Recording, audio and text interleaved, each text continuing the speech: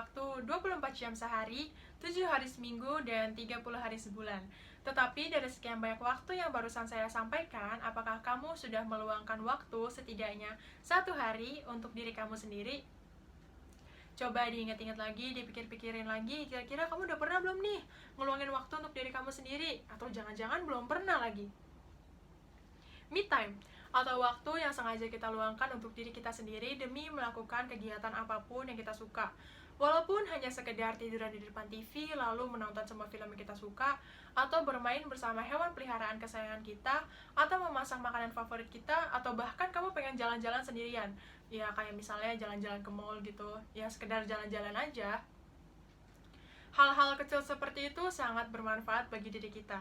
Di sini saya akan menyampaikan manfaat ketika kita melakukan me time. Yang pertama, me time memberikan kita space atau ruang dari interaksi sosial. Menolak ajakan orang lain untuk nongkrong demi tiduran seharian di rumah itu bukan hal yang jahat atau hal yang buruk kok. Terlalu banyak berinteraksi dengan sesama juga dapat menguras energi kita dan membuat kita lelah secara fisik. Me time ini bisa kita jadikan ajang untuk menghindar dari kehidupan sosial. Kita juga bisa menggunakan me time untuk introspeksi dan mengevaluasi diri kita sendiri. Sejauh apa kita sudah melangkah, keputusan apa saja yang sudah pernah kita ambil, lalu ke depannya kita harus bagaimana, kita mau ke arah mana lagi nih ke depannya. Secara tidak langsung, me time juga dapat membantu memperbaiki atau bahkan merubah pola pikir dan sudut pandang kita. Yang kedua, me time dapat membantu meningkatkan produktivitas dan konsentrasi kita dalam menjalani kehidupan sehari-hari. Namanya kehidupan sehari-hari pasti ada aja dong masalah. Nah, masalah itu sampai-sampai bisa ganggu dan ngalihin pikiran kamu. Pas misalnya kamu lagi kerja atau lagi istirahat atau misalnya lagi belajar gitu, itu pikiran selalu stuck di situ. Masalahnya tuh kayak nggak mau keluar sampai kamu tuh terganggu banget gara-gara masalah itu. Nah, me time ini berguna untuk menghilangkan pikiran tersebut. Ketenangan yang kamu dapatkan setelah menghindari hiruk-pikuk kehidupan sosial dapat meningkatkan produktivitas dan konsentrasi kamu di kemudian hari. Setelah melakukan me time, seolah-olah pikiran kita terrefresh kembali. Yang ketiga, kita bisa melakukan hobi dan kegiatan lain yang selalu kita tunda karena satu dan lain hal.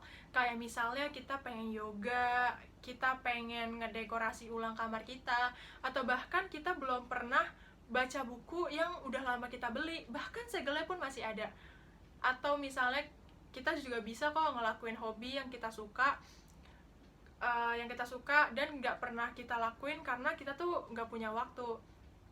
Kita juga bisa kok nemuin jati diri kita saat kita melakukan me time, karena kita melakukan kegiatan baru yang sebelumnya belum pernah terpikirkan oleh kita sendiri.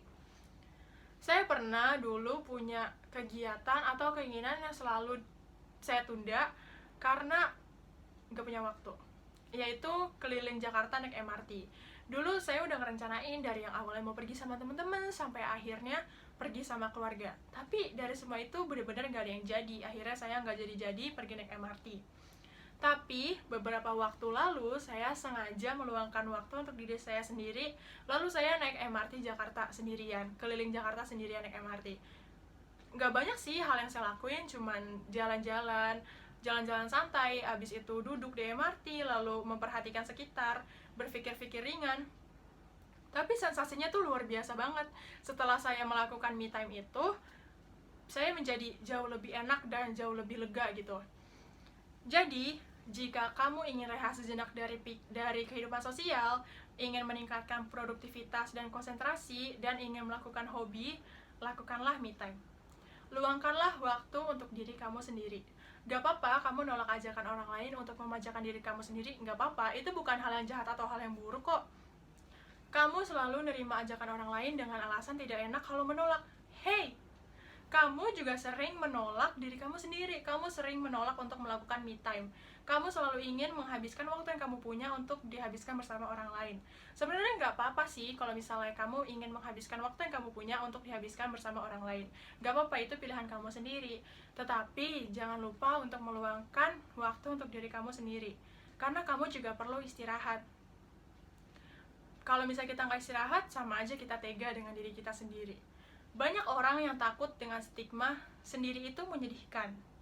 Being alone is not being lonely, so learn to appreciate yourself. Terima kasih.